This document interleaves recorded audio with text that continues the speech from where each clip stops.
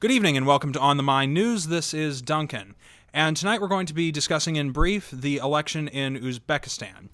As some of you know, Uzbekistan, formerly a member of the USSR or Soviet Union, had been controlled since prior to its independence from the USSR by former President Islam Karimov.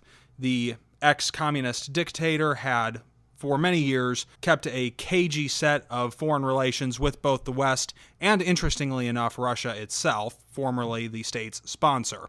Replacing him after his death in September is former Prime Minister Shavkat Mirziyoyev, who is a more pro-Russian member of the parliament who has vowed to keep Uzbekistan and Russia closer, specifically for the purposes of exporting natural gas through Russian markets.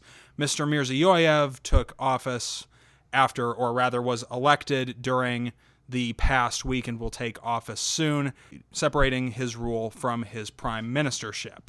This has not been a particular surprise, as typically Mr. Karimov did get a share close to 90% in the Uzbek elections, and as the prime minister, Mr. Mirziyoyev did control many of the state resources that allowed Mr. Karimov to previously control those kind of numbers.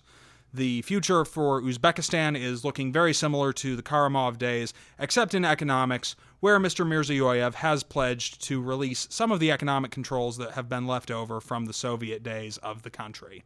More on this as details become available. Good evening.